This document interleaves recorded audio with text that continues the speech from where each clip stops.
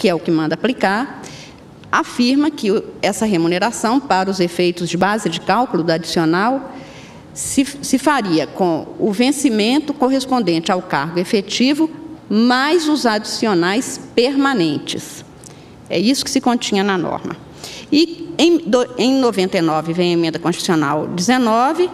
que altera a jurisprudência, inclusive, do Supremo. Essa emenda constitucional tinha um dos objetivos, era este, alterar a jurisprudência do Supremo para retirar da parte final do inciso 14 do artigo 37 que os acréscimos, sobre os quais não poderiam incidir novos acréscimos, não teriam de ter necessariamente o mesmo título e o mesmo fundamento. Essa parte final é que foi retirada na emenda constitucional de 98, e os estados e municípios, então, fizeram novas leis se adaptando a este novo texto constitucional. No caso do estado do Mato Grosso do Sul, sobreveio a Lei 2157 de 2000, que, para não ter redução do vencimento desses servidores, englobou, recompôs a remuneração, mas este adicional passou a ser agora, nos termos dessa Constituição, sem incidir com os chamados repiques, que eram aqueles que incidiam sobre novos acréscimos. É exatamente este o quadro. O juiz julgou, de primeira instância, julgou improcedente a ação,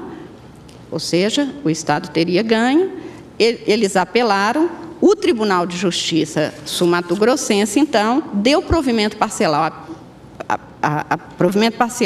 a esta apelação para considerar que até o advento da lei de 2000, da lei 2157, eles continuariam sim a perceber nos termos da legislação anterior, porque a legislação anterior é que veio recompor, garantir a irredutibilidade e cumprir a norma do inciso 14, ou seja, já não haveria parcelas de adicionais temporários e permanentes sobre os quais incidiriam que seria base de cálculo para aquela remuneração. Então, eu passo a fazer as considerações para concluir o meu voto. Eu estou reconhecendo preliminarmente o preenchimento do requisito do pré-questionamento, que foi objeto de indagação, superando, e tenho, portanto, que aqui, basicamente, o que o Tribunal de Justiça sul-mato-grossense não trata ou não acolheu, e que o Estado queria que acolhesse, era que, desde o advento da Emenda Constitucional 19 de 98, automaticamente incidiria a impossibilidade de se pagar, de se tomar como base de cálculo a remuneração, ou seja, vencimentos mais adicionais. Então, basicamente, nós temos subjacente uma questão que é da autoaplicabilidade ou não da Emenda Constitucional 19 no que se refere à composição das remunerações. Este é o caso que se tem especificamente quanto a estes servidores. Eu vou afastar desde logo duas argumentações do Estado recorrente. A primeira é a que sustenta que os recorridos nunca teriam tido direito de receber o adicional por tempo de serviço calculado sobre a remuneração, pois a Lei Estadual número 1102 de 90 previa como base de cálculo o vencimento base mais as vantagens permanentes, ou seja, ficavam de fora as parcelas temporárias, daí porque, segundo o recorrente, nem se haveria de cogitar de direito adquirido. Essa argumentação, na verdade, tem um ponto de partida que é a legislação estadual. Dispunha o artigo 111 e 73, parágrafo 3º da Lei 11.002 do Mato Grosso do Sul, aspas, o adicional por tempo de serviço é devido por quinquênio de efetivo exercício prestado ao Estado, incidente sobre a remuneração de que trata o artigo 73, parágrafo 3º desta lei. E este artigo 73 dispõe: remuneração é o vencimento do cargo efetivo acrescido das vantagens permanentes e temporárias estabelecidas em lei. E para os fins do artigo 111, na verdade, nós teríamos que nos ater ao parágrafo 3º do artigo 73, que dispõe: o vencimento do cargo efetivo acrescido das vantagens de caráter permanente é irredutível e observará o princípio da isonomia quando couber. O Tribunal de Justiça sul-mato-grossense considerou, no entanto, que até 2000, vale dizer, até o advento da Lei 2157, os servidores teriam direito a ter como base de cálculo para o adicional de tempo de serviço a remuneração considerado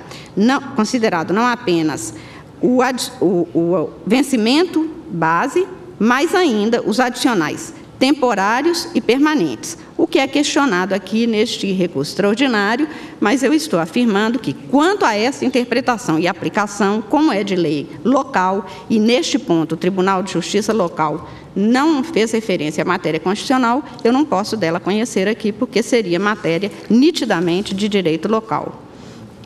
E aí há vasta jurisprudência nesse sentido, por isso é que eu estou afastando esse argumento.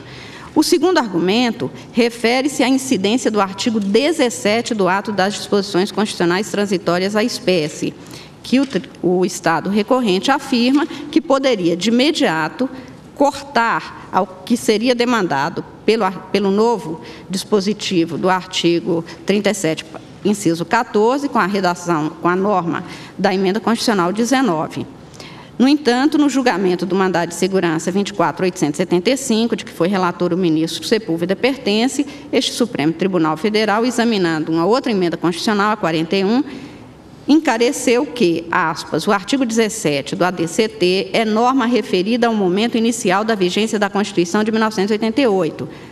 Aspas nas aspas, serão imediatamente reduzidos aos limites dela decorrentes, no qual incidiu e, neste momento, pelo fato mesmo de incidir, teve extinta a sua eficácia, tal como é próprio das regras transitórias de efeito instantâneo.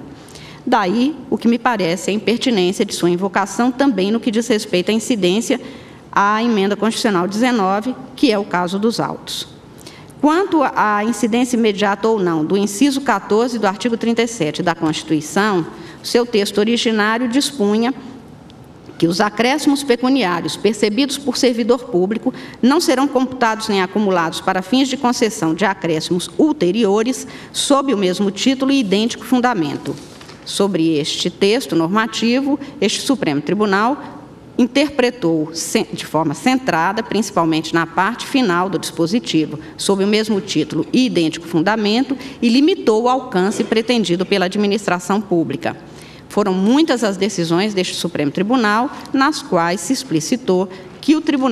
o entendimento sobre o chamado efeito cascata e qual seria a sua limitação, haveria de ser posto nos seguintes termos. Estou citando várias decisões, todas no sentido de que indenização adicional de inatividade ou outras vantagens funcionais que são oferecidas, postas em cascatas, esbarram na vedação constitucional, que, conforme o primitivo artigo 3714 da Constituição, hoje alterado pela emenda constitucional 19, só alcançava as vantagens concedidas sob o mesmo título ou idêntico fundamento, não incidência ao tempo da proibição, no caso concreto, diversidade do título de concessão no Estado do Ceará, da parcela incorporada pelo exercício do cargo em comissão e da parcela horizontal por tempo de serviço, o que permitia a inclusão da primeira na base de cálculo da última. Por exemplo, recurso extraordinário 232.331, relator o ministro Ilmar Galvão, 231.164, relator o ministro Sepúlveda Pertence, entre outros.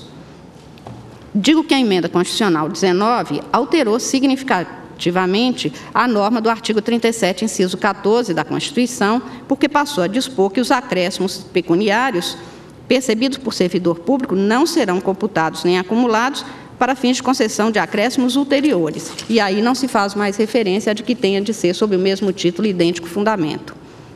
Tem-se claramente que a alteração constitucional teve por objetivo superar a jurisprudência firmada neste Supremo Tribunal, porque foi excluída apenas a sua parte final, que era o fundamento da orientação jurisprudencial constitucional consolidada aqui. Este Supremo, em diversos julgamentos, declarou que, quanto à fixação, por exemplo, do teto remuneratório, nos termos interpretando, portanto, a emenda constitucional 19, tinha sua aplicabilidade, no entanto, condicionada à edição da lei que fixaria os subsídios dos ministros do Supremo Tribunal. Isso foi feito, eu estou citando, por exemplo, a ação direta de inconstitucionalidade 2075, de que foi relator o eminente ministro Celso de Mello.